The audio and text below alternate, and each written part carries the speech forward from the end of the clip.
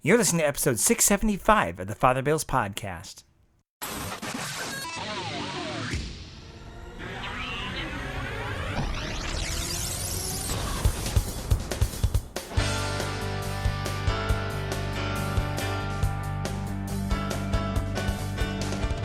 Welcome back. This week's homily is entitled, Rejoice in Our Unity, given on the third Sunday in Advent, 2018.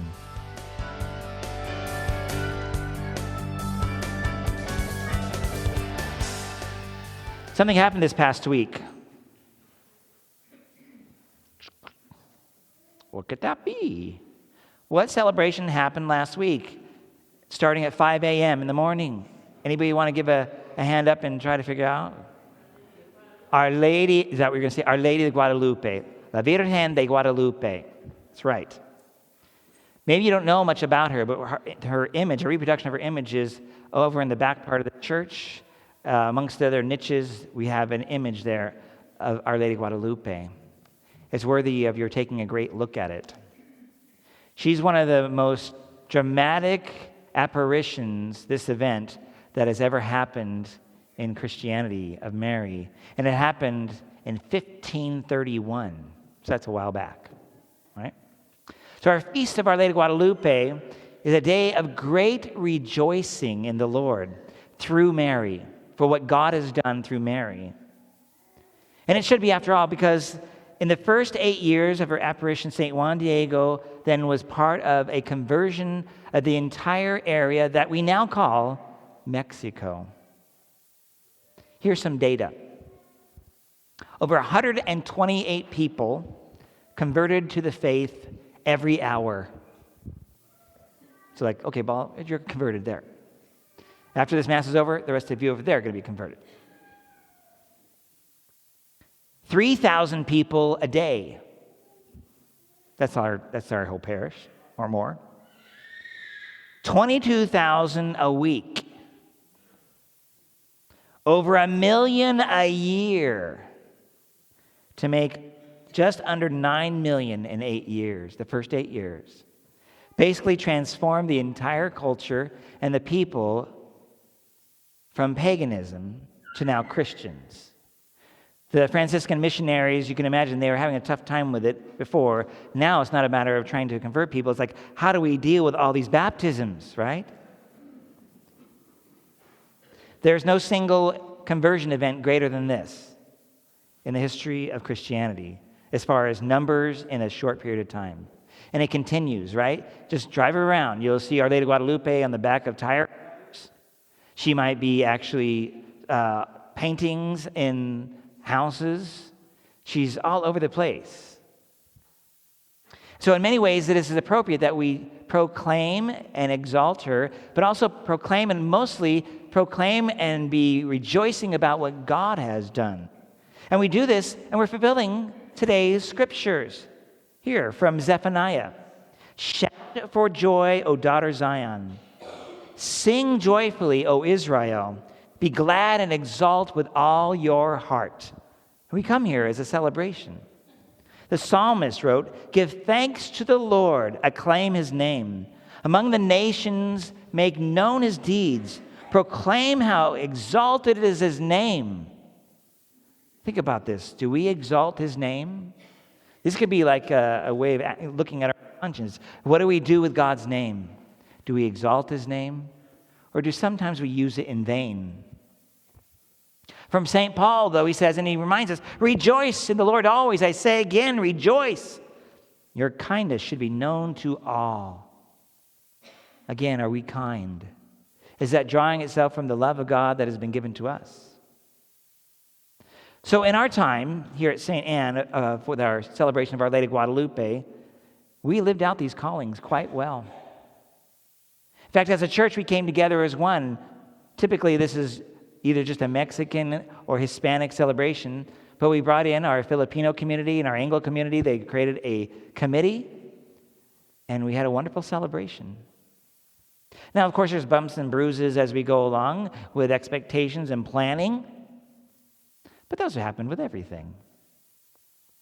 I did hear that there were some people that weren't happy that the ethnicities got together because some had to give up something. In fact, the word was taken away, some of our traditions. I'm like, what? Well, we may have different traditions in each of our houses, might we? You go to someone's house, they may ask you to take your shoes off. Like, maybe you don't like my waffle stompers. I don't know. Maybe they have a white carpet. How dare you get in my way if I want my shoes on? It's their house. It's one faith. What should we do? We should find a commonality. We should find a place where we are together. So the long Spanish rosary got shortcutted to make it a little bit shorter. Not a problem. So we need to remember, though, that sometimes we struggle in lots of ways, whether it be between ethnicities, cultures, family members. Maybe we're getting towards Christmas here, and in Advent you've prepared some things in your house, and you may have visitors. Some of you may celebrate Christmas on Christmas Eve. That's what we did in my household. Some on Christmas Day. And as you get newly married, you have to negotiate what you're going to do with mom and dad and the whole family business, right? You may have to compromise. I can't tell you how many newlyweds go to Christmas in one family and like Thanksgiving in another. Yeah, they're just not on their own. They had to make compromises. Why? For the sake of love. And God is calling us to this. It is the bottom line of the gospel. And so Our Lady of Guadalupe is not a Mexican tradition only. She came for everyone. And in fact, Our Lady is the patroness of the Americas. When I was studying Spanish in Mexico, in Morelia, I remember talking to my family, and I would talk about being from America. And my family rightfully challenged me. We're from America too. Like, what are you talking about? Remember, there's North America, there's South America, there's Central America, all the Americas. Like, we United States citizens are very ethnocentric or country-centric. We're the superpower. And everybody else is second degree or something like that. By the way, there are these degrees within the Hispanic culture and Latino culture. If you talk about Central America and South America, there's pecking orders within the cultures between nations. None of these are okay because the church is universal. That's where the word Catholic comes from. We're called to be one. If you ever go to the Vatican, if you ever go to St. Peter's Basilica, you'll see a colonnade that wraps around, and it's intended to be like a mother's arm, welcoming and embracing the world. People of all tongues and races and nations. And so when the church becomes divided, it harms our ability to evangelize. Christ himself prayed that we would all be one.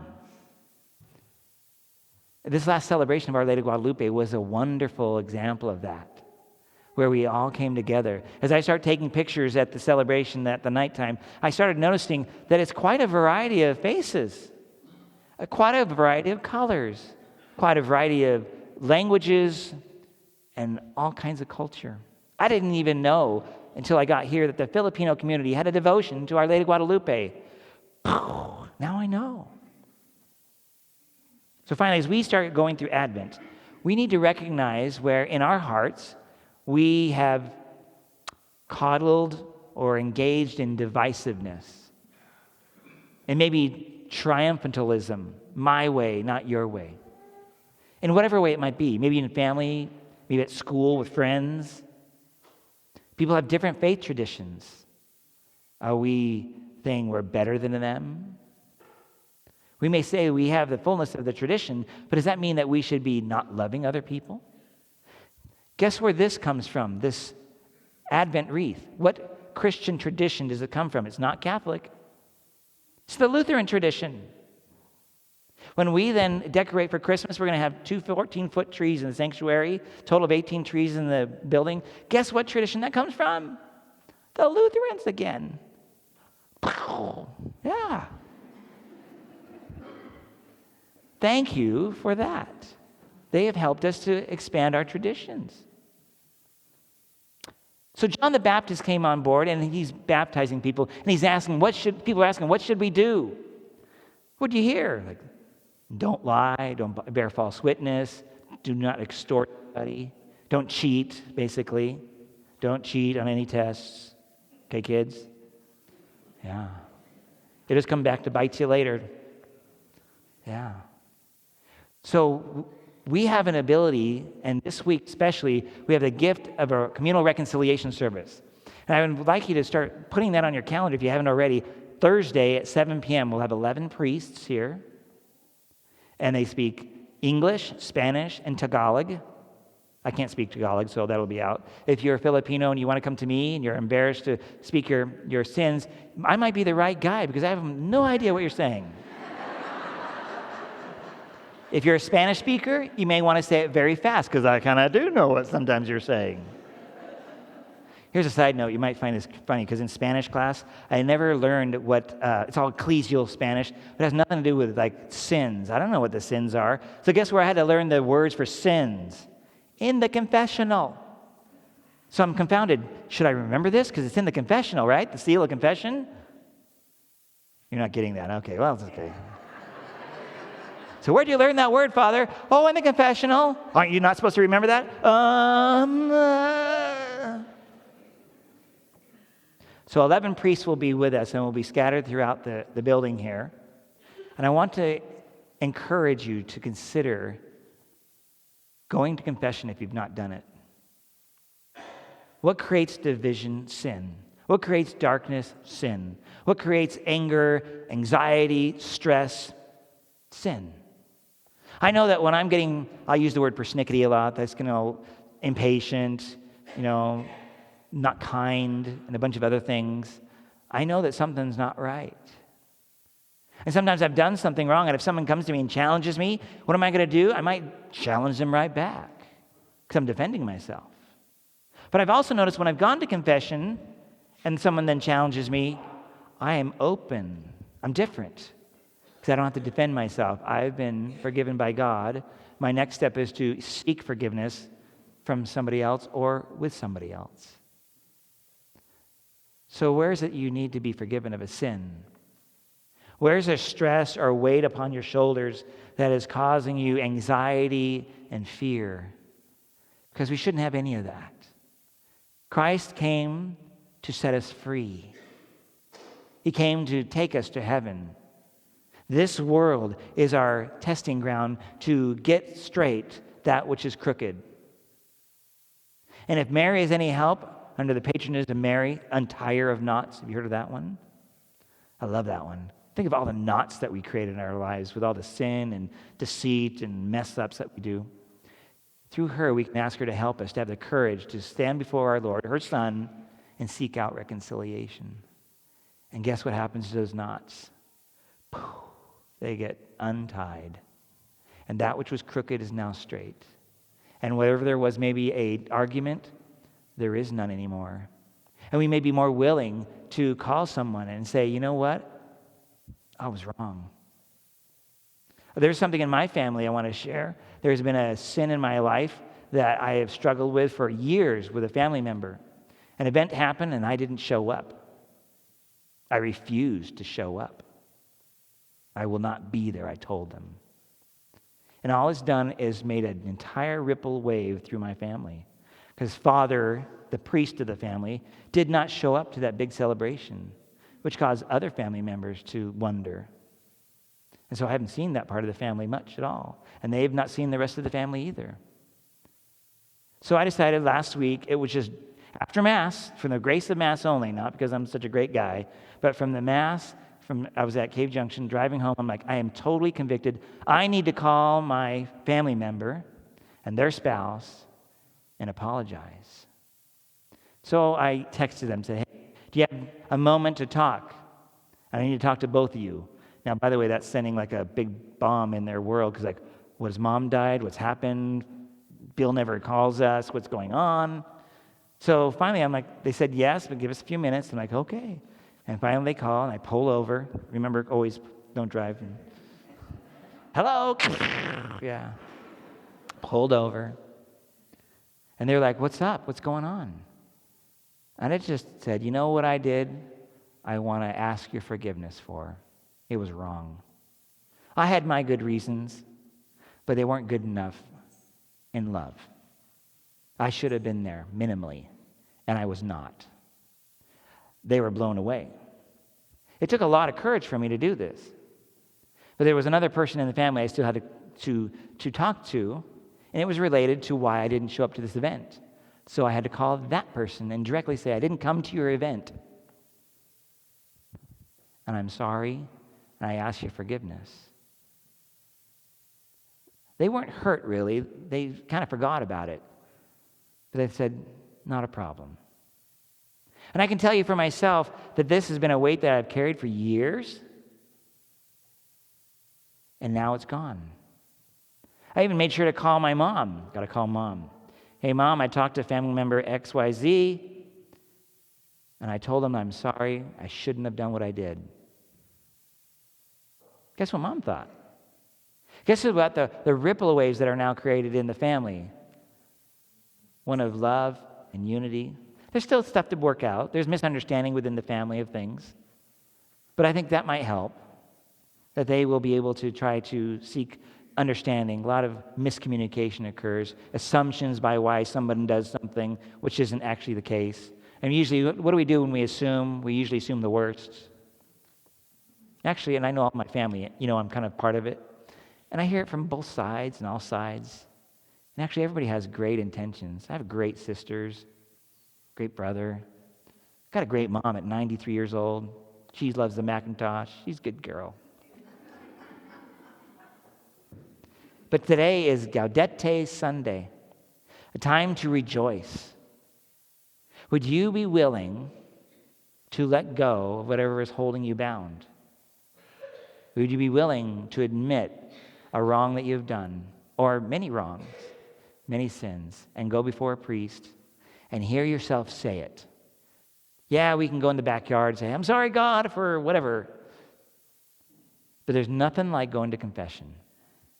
It is not even the same. It's not even on the same plane. As a confessor, people come in and they're really nervous. I get it. I go to confession. It's hard to ask for forgiveness, especially the people that you've wronged. But every single time I see people float out, not literally, figuratively, float out. I love the sacrament of reconciliation for this reason. I love to be the person that's there to watch it go down. Because what does it do for me? It reminds me that maybe I could do it. See, I'm not so special. I'm just like you. I got my junk and stuff and sin. So I'm going to go to confession again. That was only a week ago, I know. But I got some other things I probably need to work out in 1 week for me. Would you join me? Would you join the 11 other priests or 10 other priests that might come and seek out reconciliation? Because I'm telling you, with my own self, that there is rejoicing on the other side of that. Wherever there's darkness, there's now going to be light.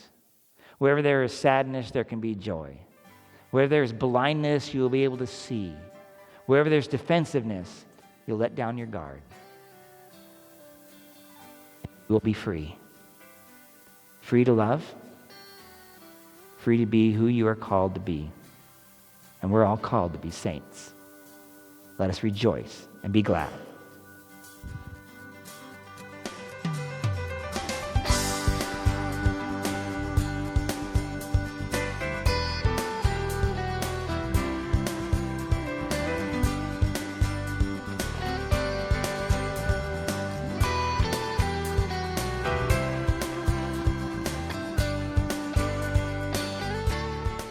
Thank you again for listening to this episode of the Father Bill's podcast.